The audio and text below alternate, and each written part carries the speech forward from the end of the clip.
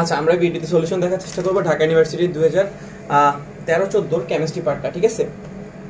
তো এর আগে 13-14 মোটামুটি 1 থেকে 15 পর্যন্ত আমরা সলিউশন দেখানোর চেষ্টা করছি। তোমরা যদি না চেক করে থাকো 13-14 প্লেলিস্টটা চেক করলে অবশ্যই পেয়ে যাবে। ওকে, তো আমরা এই ভিডিওতে বাকিগুলো শেষ করার চেষ্টা করবো 16 থেকে 30 পর্যন্ত। ওকে, আচ্ছা, যারা চ্যানেলে নতুন অবশ্যই সাবস্ক্রাইব করবা আর প্রচুর পরিমাণে লাইক আর শেয়ার করবা, ঠিক আছে। আর Facebook group, page, Telegram group সবকিছু লিংক তুমি ডেসক্রিপশনে পাবা। আচ্ছা, 16 নাম্বার প্রশ্ন আমাকে বলা হয়েছে, একটু তোমরা প্রশ্ন ব্যাংকটা যদি হাতে রাখো তাহলে তোমাদের দেখতে সুবিধা হবে। অনেক সময় তোমার ভিডিও ক্লিয়ার আসে, কিন্তু ওই নেটের কারণে হইতেছে কি প্রশ্নগুলো অনেক সময় ঝাপসা চলে আসে। আর আমি মুখে প্রশ্ন সবকিছুই বলার চেষ্টা করি, তাও যদি সামনে প্রশ্ন ব্যাংকটা থাকে তাহলে তোমার চোখ দিয়ে একবার দেখলে জিনিসটা মাথায় কিন্তু ভালো করে থাকবে। ওকে, আচ্ছা, তো 16 নাম্বারটা তোমার কি বলছে, ঢালাই লোহে কার্বনের পরিমাণ কত? এটা একটা পুরান সিলেবাসের প্রশ্ন। পুরান সিলেবাসে কিন্তু তোমার ব্রোঞ্জ কি দিয়ে তৈরি করে, আরো অনেক রকমের কাঁসা টাসা ওইগুলো ছিল, কিন্তু এগুলো এখন নতুন সিলেবাসে নাই। তুমি যদি চাও এমনি মুখস্থ রাখতে পারো। এখানে আনসারটা হচ্ছে কত, মানে 2 থেকে 4.5% ঢালাই লোহে কার্বনের পরিমাণ। এটা কিন্তু এখন আর আসে না। আচ্ছা, 17 নাম্বার থেকে স্টার্ট করতেছি। 17 নাম্বার বলছে যে পাশের বিক্রিয়ায় কোনটা সত্য? তোমাকে পাশে একটা বিক্রিয়া দেওয়া আছে, একটা জারণ বিজারণ বিক্রিয়া।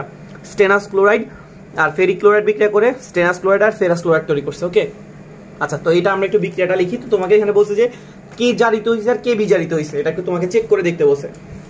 আমি একটু বিক্রিয়াটা লেখার চেষ্টা করি। SnCl2 এটা কি করছে, এটা বিক্রিয়া করছে FeCl3 এর সাথে। কার সাথে বিক্রিয়া করছে? FeCl3। আচ্ছা, বিক্রিয়া করে কি তৈরি করছে? বিক্রিয়া করে তৈরি করছে SnCl4 আর তৈরি করছে কি 2FeCl2। ওকে, SnCl2 FeCl3 এর সাথে বিক্রিয়া করে SnCl4 তৈরি করছে আর FeCl2 তৈরি করছে। আচ্ছা, যদি আমরা এখানে জারণ মানগুলো চেক করি, জারণ মান যদি তুমি চেক করতে যাও, এখানে দেখবা যে এই স্টেনাসটার জারণ মান হচ্ছে কত, +2। কারণ আমরা জানি যে ক্লোরিনের জারণ মান কত হয়, -1। দুইটা ক্লোরিনের আলটিমেটলি হবে কত, -2। তাহলে স্টেনাসের জারণ মানটা কত হবে, +2। আচ্ছা, এখানে ফেরিক ক্লোরাইডের মধ্যে Fe জারণ মান হচ্ছে কত, +3। এখানে তুমি দেখো স্টেনাসের জারণ মান হচ্ছে কত, +4। আর এখানে তুমি আয়রনের জারণ মান দেখো কত, +2। আচ্ছা, এবার হিসাব করো। আমরা জানি যে জারণ মানে কি, জারণ মান বাড়লে ওটাকে কি বলে, জারণ বলে। জারণ মানে কি, জারণ মানের বৃদ্ধি, ঠিক আছে। জারণ মানের বৃদ্ধি। আর বিজারণ মানে জারণ মান কি হবে, হ্রাস পাবে। তো এখানে জারণ মান বাড়ছে কোন কেসটাতে, এই কেসটাতে। স্টেনাসের জারণ মানটা +2 থেকে +4 হয়েছে, তাহলে এখানে স্টেনাসটা কি হয়েছে, জারিত হয়েছে। ওকে, এখানে জারণ বিক্রিয়া হয়েছে। আচ্ছা, এবার যদি আয়রনের কথা চিন্তা করি, আয়রনের জারণ মানটা +3 থেকে কত হয়েছে, +2, তাহলে এটা কি বিক্রিয়া, একটা বিজারণ বিক্রিয়া, ঠিক আছে। তাহলে বিজারিত হয়েছে কে, আয়রনটা। তো আমরা এখানে একটু দেখি আমাদের অপশনে কি কি আছে। প্রথম অপশনে বলছে স্টেনাস জারিত হয়েছে। দেখো তো এখানে কি স্টেনাস জারিত হয়েছিল নাকি হয় নাই, আমরা দেখতেছি হয়েছে, তার মানে প্রথম অপশনটা কারেক্ট। তাহলে প্রথম অপশনটা যদি কারেক্ট হয় তাহলে বাকিগুলো তো কারেক্ট হওয়ার কোনো চান্স নাই, কারণ একটাই অবশ্যই কারেক্ট হবে। আমরা তাও বাকিগুলো চেক করে দেখি। ক্লোরিন জারিত হয়েছে। দেখো তো ক্লোরিন তো এখানে জারণ মানের কোনো চেঞ্জই হয় নাই। ক্লোরিন এখানে কি হিসেবে কাজ করতেছে, দর্শক আয়ন। কারণ যার জারণ মানটা সবসময় সেম থাকে ওটাকে আমরা কি বলি, দর্শক আয়ন বলি। এখানে ক্লোরিনের জারণ মানটা হচ্ছে কি -1 সব জায়গায়, তাহলে ক্লোরিন কি হিসেবে কাজ করছে, দর্শক আয়ন। আচ্ছা, আয়রন জারিত হয়েছে। দেখো আয়রনের জারণ মানটা +3 থেকে +2 হয়েছে, তাহলে সে তার হয়েছে বিজারণ, তার মানে সে কি হয়েছে, বিজারিত হয় নাই। ক্লোরিন বিজারিত হয়েছে, ক্লোরিন তো দর্শক আয়ন, তাহলে ওর জারণ বিজারণ কিছুই হবে না। তাহলে এখানে কে জারিত হয়েছে, শুধুমাত্র স্টেনাস। এটাই কি আমাদের আনসার, এ নাম্বার অপশনটাই আনসার। আচ্ছা, এরপরে 18 নাম্বার প্রশ্ন তোমাকে বলছে আইসোটোনের উদাহরণ। আইসোটোন, আচ্ছা আমরা একটু আইসোটোন সম্পর্কে বলি। আইসোটোন, এটাকে মনে রাখার খুব সহজ টেকনিকটা কি ছিল, লাস্টে কি আছে, অ্যানি মানে কি নিউট্রন। আর আইসো শব্দের অর্থ কি, একই। তার মানে নিউট্রনটা কি থাকবে, একই। নিউট্রন একই না, নিউট্রন সংখ্যাটা কি থাকবে, একই। তার মানে যাদের নিউট্রন সংখ্যা সেম তাদেরকে আমরা কি বলবো, আইসোটোন। যাদের নিউট্রন সংখ্যা সেম তাদেরকে আমরা কি বলবো, আইসোটোন। তা আমি একটা মৌলকে প্রকাশ করার জন্য কি কোন টেকনিক ইউজ করি, AXZ। এই হচ্ছে তার ভর সংখ্যা, X হচ্ছে তার মৌলের পরিচয়। যেমন সোডিয়াম হইলে X এর জায়গায় Na লিখবো, ক্লোরিন হলে Cl লিখবো।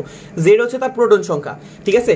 এখানে A দ্বারা বুঝে আমরা ভর সংখ্যা, Z দ্বারা আমরা বুঝে প্রোটন সংখ্যা। তাহলে নিউট্রন কেমনে পাবো, ভর সংখ্যা থেকে প্রোটন সংখ্যাকে কি করে দিব, বাদ দিয়ে দিব। নিউট্রন সংখ্যা কেমনে পাওয়া যায়, ভর সংখ্যা থেকে প্রোটন সংখ্যাকে কি করে দিলে, বাদ দিয়ে দিলে। তো আমরা কি করব এখন, যেহেতু আমাকে আইসোটোন বলছে তাহলে নিউট্রন সংখ্যা কি থাকবে, সেম। তো আমরা 1 নম্বর অপশনটার দিকে তাকাই।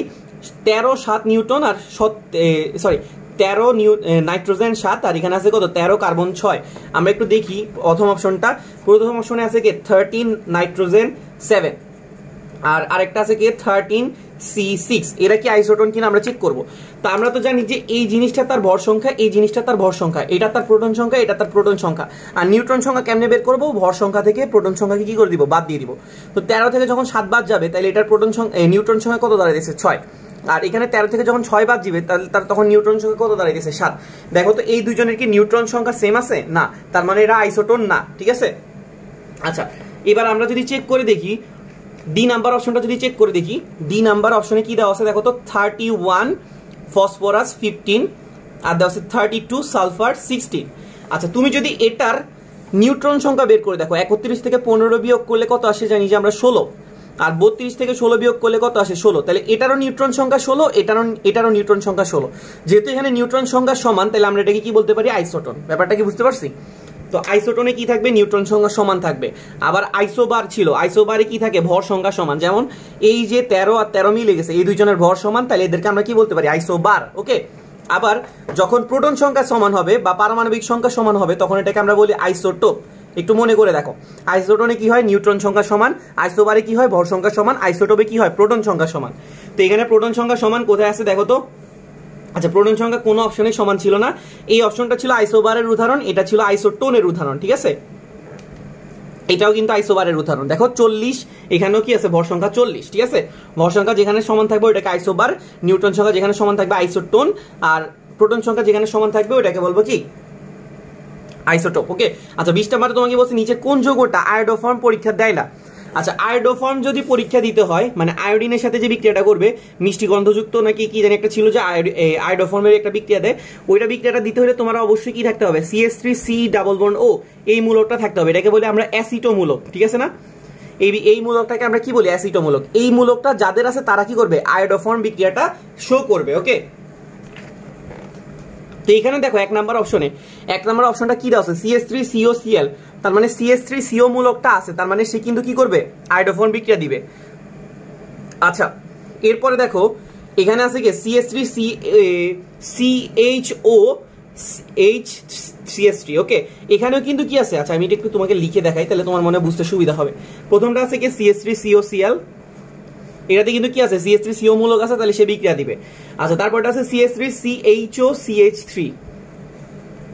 দেখো এখানেও কিন্তু কি আছে? CH3CO মূলকটা আছে। এটাকে যদি তুমি ভাঙা লেখো তাহলে কি লিখতে পারো জানো? এটাকে লিখতে পারো CH3C double bond O bond H, মানে H2 বন্ড CH3। ওকে, এই H আর এই Hটাকে একত্রে আমি H2 আকারে লিখে ফেলছি, আর C ডাবল বন্ড O। তাহলে এখানেও C ডাবল বন্ড মানে CH3C ডাবল বন্ড ওর আছে, তাহলে সেও কি করবে? আয়োডোফর্ম বিক্রিয়া দিবে। আচ্ছা, থার্ড অপশনটা দেখো CH3COCH3, CH3COCH3, এখানেও কি আছে? CH3CO মূলকটা আছে, তাহলে সে বিক্রিয়া দিবে। কিন্তু লাস্টে যে অপশনটা আছে CH3CH2OH, এটা কিন্তু অ্যালকোহল। এটার মধ্যে কিন্তু CH3C ডাবল বন্ড O এই মূলকটা কিন্তু নাই। অ্যালকোহলে কার্বন আর অক্সিজেনের বন্ধনটা সবসময় কত থাকে? এক বন্ধন দিয়ে থাকে, ঠিক আছে। তাহলে এটা কিন্তু অ্যাসিডো মূলক নাই, তাহলে এটা কি করবে না? তোমার আয়োডোফর্ম বিক্রিয়া দিবে না। কিন্তু এখানে আমাদের এই মানে এই প্রশ্ন ব্যাংকে অপশনটা দাগায় রাখছে A, মানে এটা ভুল। এটা হবে কোনটা? এটা হবে D। আচ্ছা, তারপরে তোমাকে বলেছে C4H10O, এটার জন্য সর্বোচ্চ কয়টা ইথারের সমাণু পাওয়া যাবে? C4H10O। আচ্ছা, আমি এটা একটু লেখার চেষ্টা করি। C4H10O। আচ্ছা, এখানে কিন্তু সমাণু থেকে প্রত্যেক সময় প্রতি বছর প্রায় একটা প্রশ্ন থাকে বলা যায়, ঠিক আছে। তো একটা সমাণুর ভিডিও আছে, এটা একটু চেক করতে পারো, কোনো সমস্যা নেই অ্যাডমিশন সিরিজে কেমিস্ট্রিতে। তো তোমাকে এখান থেকে কি সমাণু বানাইতে বলছে? ইথারের সমাণু। কি সমাণু? তুমি ইথারের সমাণু বানাবা। তো প্রথমত তোমার এখানে টোটাল কার্বন কয়টা আছে দেখো তো? 4টা কার্বন। তুমি 4টা কার্বন দিয়ে দিবা। আচ্ছা, ইথার মানে কি বলতো? ইথার মানে ইথারের সাধারণ সংকেত ছিল ROR, মানে এক সাইডে থাকবে একটা অ্যালকাইল মূলক, আরেক সাইডে আরেকটা অ্যালকাইল মূলক, মাঝখানে থাকবে কি? অক্সিজেন। ওকে, তো আমি এই কার্বনটাকে অক্সিজেন বানাই দিয়ে এই সাইডে আমি একটা কার্বন দিয়ে দিলাম। তাহলে দেখো তো এটাকে কি ইথার বলা যাবে নাকি যাবে না? অবশ্যই যাবে। এই সাইডে একটা অ্যালকাইল মূলক, এই সাইডে একটা অ্যালকাইল মূলক, তাহলে এটা হইতেছে তার 1 নাম্বার সমাণু। আচ্ছা, এবার যদি আমরা 2 নাম্বার সমাণুটা খুঁজতে যাই, CCCOC, দেখো তো এই সাইডে আছে 3টা, এই সাইডে আছে একটা, তাহলে এটাকে আমরা সেকেন্ড সমাণু বলতে পারি, ঠিক আছে। এখানে দেখো ইথার মূলকটা কয় নাম্বারই ছিল? 2 নাম্বার কার্বনে, আর এখানে ইথার মূলকটা কয় নাম্বার কার্বনে আছে? 1 নাম্বার কার্বনে। এরা কিন্তু একটা পরস্পর কি হবে? সমাণু হবে, ঠিক আছে। আচ্ছা, আমরা যদি আরেকভাবে দেখতে চাই তাহলে এটাকে কিভাবে দেখতে পারি? CH3 মানে CCC আর এখানে একটা C, ঠিক আছে। দেখো তো এখানে ইথার মূলকটা দেখো এইটার সাথে কিন্তু এই গঠনের আলাদা আছে, এই গঠনটা কিন্তু মেইন শিকলে কয়টা কার্বন ছিল? 4টা কার্বন, কিন্তু এখানে মেইন শিকলে কয়টা কার্বন আসতেছে? 3টা কার্বন। এটা কিন্তু কি হয়ে যেতেছে? শাখা শিকল হয়ে যেতেছে। তাহলে এটা হইতেছে আমাদের ইথারের কয় নাম্বার সমানো? 3 নাম্বার সমানো। তুমি বলতে পারো ভাইয়া এখানে বাকি হাতে হাইড্রোজেন কেন দেন নাই? তোমার হাইড্রোজেন না শো করলেও হবে, তোমার কিন্তু জাস্ট সংখ্যাটা জানা লাগবে। এখানে আমি ইথার তাহলে টোটাল কয়টা সমানো বানাইতে পারতেছি? 3টা। তাহলে আমরা এখান থেকে কয়টা সমানো পাবো? 3টা পাবো। আচ্ছা, তারপরে তোমাকে বলছে একটা কপার 2+ দ্রবণের মধ্য দিয়ে 10 অ্যাম্পিয়ার বিদ্যুৎ প্রবাহিত করলে কি পরিমাণ কপার সঞ্চিত হবে? তুমি একটা কপার 2+ দ্রবণের মধ্য দিয়ে আধ ঘন্টা যাবত 10 অ্যাম্পিয়ার বিদ্যুৎ প্রবাহিত করছো, কতটুকু কপার সঞ্চিত হবে? তো আমরা ফ্যারাডের সূত্র থেকে শিখছিলাম যে কোন একটা দ্রবণে, ঠিক আছে, অ্যানোড অথবা ক্যাথোডে যদি তুমি কি করো, একটা দ্রবণ নিয়ে ওইটার মধ্যে দিয়ে বিদ্যুৎ পরিবহন করো, তাহলে অ্যানোডে ক্ষয় হবে আর ক্যাথোডে কি হবে? জমা হবে। এই জমা হওয়ার পরিমাণ সূত্র বের করার সূত্র কি ছিল? W = M/NF কি ছিল? IT। আচ্ছা, এখানে তোমাকে বলছে কপার 2+, তো কপারের আণবিক ভর কত ছিল? 63.5। তাহলে আমরা 63 পয়েন্ট কত ইউজ করবো? 5। আচ্ছা, কপারের জন্য এখানে N এর পরিচয় ছিল কয়টা ইলেকট্রন প্রবাহিত হয়েছে? কপারটা কি ছিল? কপার থেকে হয়ে গেছে কপার 2+, তাহলে কয়টা ইলেকট্রন প্রবাহিত হয়েছে? 2টা। আর F হইছে ফ্যারাডের ধ্রুবক, এটা হচ্ছে কত? 96,500। আর হচ্ছে কি? তড়িৎ প্রবাহ। তোমাকে বলছে কতটুকু তড়িৎ প্রবাহ হয়েছে? 10 অ্যাম্পিয়ার। কতক্ষণ? আধা ঘন্টা। তাহলে I এর জায়গায় বসাবো 10, আর টাইমের জায়গায় আমরা বসাবো 30 মিনিট। আধা ঘন্টা মানে 30 মিনিট, আর 1 মিনিট কত সেকেন্ড? 1 মিনিট হচ্ছে 60 সেকেন্ড। ওকে, তো এখন তোমার কাটাকাটির পার্ট। তো কাটাকাটি দেখে অনেকে হতাশ হয়ে যায়, কিন্তু এখানে কিন্তু তেমন একটা হতাশ হওয়ার ব্যাপার নাই। তুমি ইজিলি কি করতে পারবা? কাটতে পারবা। এখানে দেখো 00 আর 00 কি করলাম? কেটে দিলাম। ওকে, তারপরে দেখো 2 আর 10 কাটলাম, কত আসে? 5। ওকে, আচ্ছা এবার 5 আর 965 কাটবো। 5 আর 965 কাটাকাটি করবো। প্রথমে 5 আর 9 কাটলে কত আসে? 1। হাতে আছে কত? 4। 4 আর 6 নিলে 46। 46 কে আবার 5 দিয়ে ভাগ করলে কত আসে? 9। 5 9 কত? 45। আবার হাতে আছে 1। 1 আর 5 কত? 15। 15 আর 5 কাটাকাটি করলে কত আসে? 3। তাহলে এখানে কি দাঁড়াইতেছে? 193। আচ্ছা, এবার হইতেছে আমি 193 সাথে কাকে কাটাকাটি করবো? এখানে যে 3 ছিল, এই 3কে কাটাকাটি করবো। তাহলে 3 আর 19 কাটাকাটি করলে কত আসে? 6। হাতে আছে কত? 1, কারণ 3 6 কত? 18। হাতে আছে কত? 1। আর এখানে আছে 1 আর 3 কত হবে? 13। 13কে আমি কিন্তু 3 দিয়ে কাটাকাটি করতে পারি না, কিন্তু আমি এখানে কাটাকাটি করব। আমি 13টাকে মনে করলাম 12। 12 সাথে যদি 3 কাটাকাটি করি কত পাবো? 64। ব্যাপারটা কি বুঝছো? আমার এখানে 3 ছিল, আমি 3 দিয়ে 193কে কাটাকাটি করতেছিলাম। তো 3 আর 1 কাটাকাটি করা যায় না, কিন্তু 3 আর 19 কাটাকাটি করা যায়। তো 19টাকে আমরা 18 ধরলাম। তাহলে 3 6 18। হাতে আছে কত? 1। 1 আর 3 13। 13 আর 3 কাটাকাটি করা যায় না, কিন্তু আমি 12 ধরলাম। তাহলে 3 4 কত? 12। ওকে, এখানে 63.5, এখানে 64, এদেরকেও আমি কাটি দিলাম। অবশিষ্ট থাকে কত? 6। ঠিক আছে, তাহলে আমাদের কতটুকু তড়িৎ প্রবাহ হবে? 6।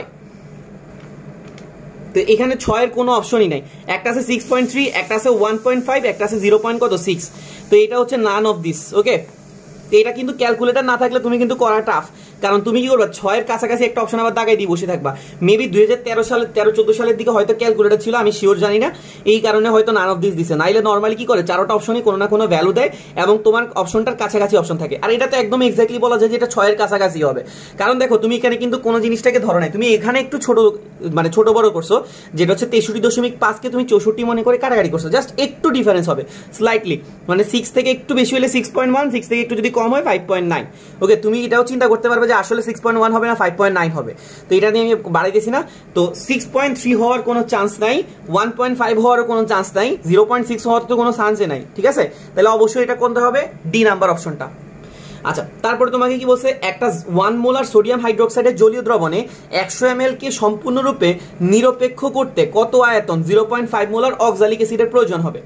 তুমি সোডিয়াম হাইড্রোক্সাইডের জলীয় দ্রবণকে কি করতেছো? নিরপেক্ষ করতেছো কার সাপেক্ষে? অক্সালিক অ্যাসিডের সাপেক্ষে।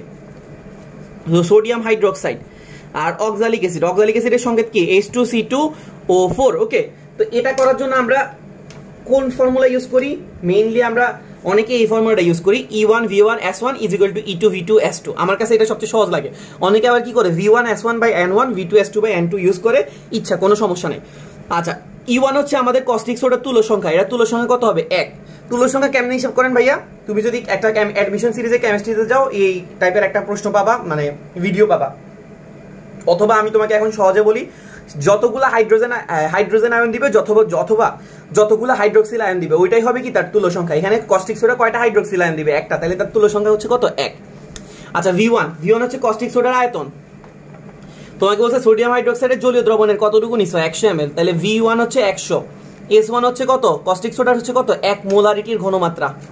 E2 হচ্ছে কি অক্সালিক অ্যাসিড, অক্সালিক অ্যাসিডে H+ কয়টা দিবে? 2টা দিবে, তাহলে তার তুল্য সংখ্যা হচ্ছে কত? 2। আচ্ছা, অক্সালিক অ্যাসিডের আয়তনটা তোমাকে প্রশ্নে জিজ্ঞেস করছে, তাহলে আমি এটাকে V2 রাখলাম, আর অক্সালিক অ্যাসিডের ঘনমাত্রা আমাকে প্রশ্নে দিয়ে দিয়েছে কত? 0.5। ওকে, তো অক্সালিক অ্যাসিডের ঘনমাত্রা আমাকে কত দেওয়া আছে? 0.5। বলো তো 2 এর সাথে যদি 0.5 কে গুণ করো কত হয়ে যাবে? 1 না? 2 × 0.5 কত হয়? 1। এখানে আছে তাহলে কত? 1 V2, আর এই পাশে আছে কত? 100। তাহলে V2 সমান কত দ্বারা? 100 ml। ওকে, তাহলে আমাদের আনসারটা কত? 100 ml। আচ্ছা, এরপরে 24 নাম্বার, ইউব্যাক পদ্ধতিতে এই যৌগটার নাম কি হবে? ওকে, আমরা একটু যৌগটা লিখি। আচ্ছা, এখানে CH3 দেওয়া আছে। CH3 কে কেমনে লিখতে হয় এই সিস্টেমটা তো আমরা মোটামুটি সবাই জানি। প্রথমে আমরা CH3 দিলাম, তারপর এই CH3টার পাশে একটা কার্বন আছে, ওই কার্বনটাকে আঁকলাম, ঠিক আছে? এখন দেখো এই কার্বনের কয়টা হাত থাকবে? এই যে কার্বনটা আঁকলাম, এই কার্বনের প্রত্যেকটা কার্বনের কয়টা করে হাত থাকে? 4টা। এর যে বাকি 4টা হাত থাকবে, আর এই সাইডে একটা হাত থাকবে, 3টা হাতের মধ্যে 3টা CH3 থাকবে। ব্যাপারটা কি বুঝছো? তোমাকে এখানে যে CH3 দেওয়ার কারণ কি? এই যে কার্বনটা আছে, এই কার্বনের 3টা হাতে 3টা CH3, তাহলে এটা কি দাঁড়াইতেছে? CH3. ব্যাপারটা কি বুঝছো? এটা কি দাঁড়াইতেছে? CH3.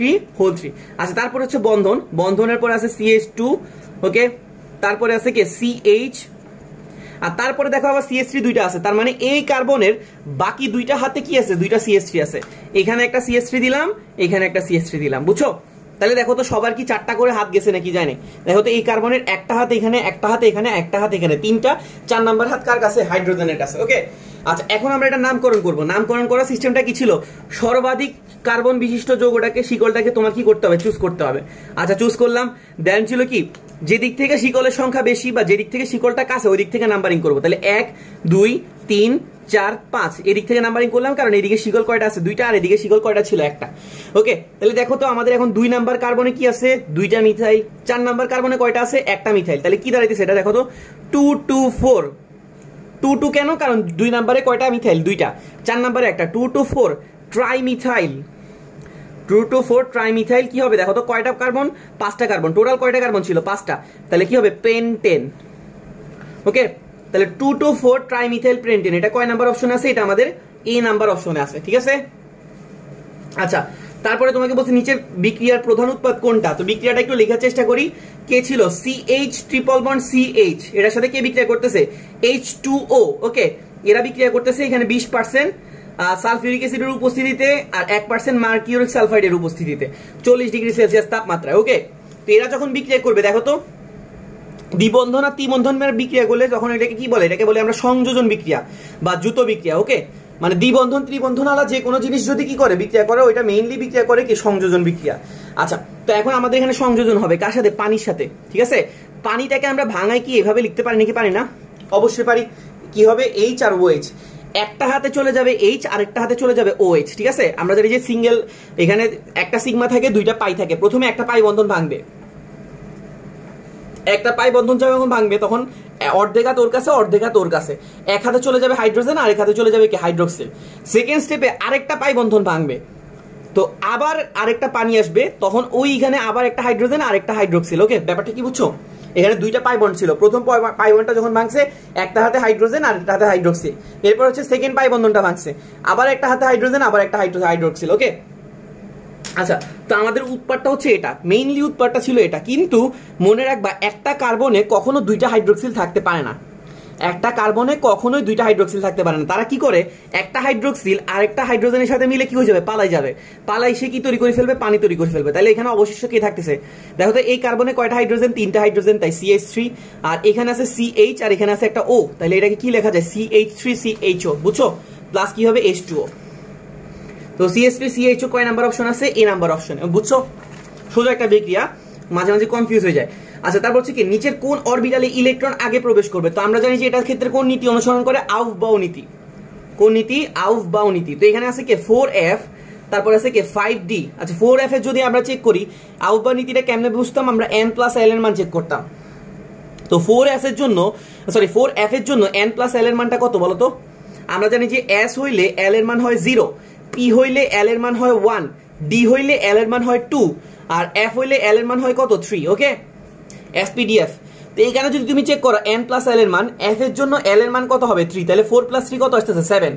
আচ্ছা এবার গেল 5D। 5D এর জন্য n এর মান হচ্ছে 5 আর d এর জন্য l এর মান হচ্ছে কত 2, যোগ করলে আসছে কত 7। আচ্ছা পরেরটা দেখি, পরে আর অপশনে কি ছিল 6p। 6p তাহলে এখানে n এর মান হচ্ছে কত 6 আর l এর মান হচ্ছে কত 1, তাহলে আসছে কত 7 আর লাস্টে আছে 7s। এখানে n প্লাস l এর মানটা কত হবে n 7 আর l হচ্ছে কত 0। দেখো তো সবার কিন্তু n প্লাস l এর মানটা কি আসছে সমান। তো আমরা জানি যে n প্লাস l এর মানের মধ্যে যখন সমান হবে অথবা টাই হয়ে যাবে তখন যার n এর মান কম সেইটাতে আগে ইলেকট্রন প্রবেশ করবে। দেখো তো কার n এর মান সবচেয়ে কম, এটার n এর মান 4, এটার 5, এটার 6 আর এটার কত 7। তাহলে n এর মান যেটাতে কম ইলেকট্রনটা সবার আগে সেটাতে প্রবেশ করবে, তাহলে আগে 4f এ প্রবেশ করবে। ওকে আচ্ছা তারপরে তোমাকে কি বলছে বাফার দ্রবণ কোনটা, বাফার দ্রবণ কোনটা। তো আমরা জানি যে বাফার দ্রবণে অনেকগুলো সিস্টেম ছিল, দুর্বল অ্যাসিড নিতে পারি, আচ্ছা উইক অ্যাসিড নিতে পারি, আর উইক অ্যাসিডের সাথে স্ট্রং অ্যাসিডের বিক্রিয়ায় উইক অ্যাসিডের সাথে স্ট্রং বেসের বিক্রিয়ায় যে লবণ তৈরি হবে ওই লবণটা নিতে পারি, ঠিক আছে। উইক অ্যাসিডের সাথে স্ট্রং বেসের বিক্রিয়ায় যে লবণটা তৈরি হবে ওইটাকে নিতে পারি, বুঝছো। কি নিতে পারি বাফার দ্রবণ তৈরি করার জন্য উইক অ্যাসিড অথবা প্লাস উইক অ্যাসিডের সাথে স্ট্রং বেসের বিক্রিয়ায় উৎপন্ন লবণ, অথবা আমি উইক বেস নিতে পারি আর ওই উইক বেসটার সাথে স্ট্রং অ্যাসিডের বিক্রিয়ায় উৎপন্ন লবণটা নিতে পারি, বুঝছো। তো এখন আমরা যদি একটু চেক করে দেখি আমাদের প্রথম অপশনটাতে কি আছে 0.2 মোলার 10 মিলিলিটার কি আছে CH3COOH আর 0.2 মোলার 10 মিলিলিটার কি আছে NaOH, ঠিক আছে। 0.2 মোলার 10 মিলিলিটার CH3COOH আর এখানে আছে 0.2 মোলার 10 মিলিলিটার কস্টিক সোডা। দেখো এই অ্যাসিডটা এই ক্ষারকে কি করবে পুরোপুরি প্রশমিত করে ফেলবে, তাহলে দ্রবণটা কি হিসেবে নিরপেক্ষ। তার মানে নিরপেক্ষ দ্রবণ কিন্তু বাফার দ্রবণ হিসেবে কাজ করবে না। বাফার দ্রবণে কি থাকতে হবে উইক অ্যাসিড অবশিষ্টই থাকতে হবে, উইক অ্যাসিডটা কি করতে হবে অবশিষ্ট বা অবশ্যই থাকতে হবে। আর উইক অ্যাসিড আর স্ট্রং বেসের বিক্রিয়ায় যে লবণটা তৈরি হবে ওইটাও থাকতে হবে। কিন্তু যদি বিক্রিয়া করে শুধু লবণ থাকে তাহলে কিন্তু বাফার হবে না। যদি শুধু লবণ থাকে তাইলেও বাফার হবে না, শুধু অ্যাসিড থাকে তাও বাফার হবে না, শুধু ক্ষার থাকলে তাও বাফার হবে না।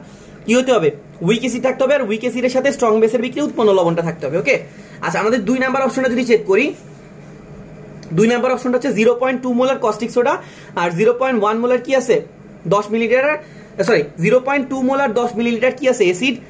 আমি একটু লিখি 0.2 মোলার 10 মিলিলিটার অ্যাসিড আছে উইক অ্যাসিড আর 0.1 মোলার 10 মিলিলিটার কি আছে স্ট্রং বেস। ওকে আচ্ছা দেখো তো এখানে 0.2 আছে অ্যাসিড আর 0.1 আছে কি ক্ষার।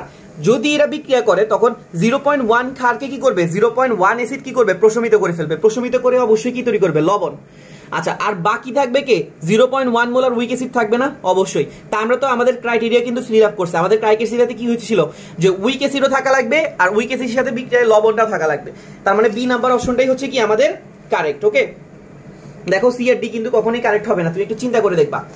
আচ্ছা 28 নম্বরে তোমাকে কি বের করতে বলছে 0.1 মোলার CH3।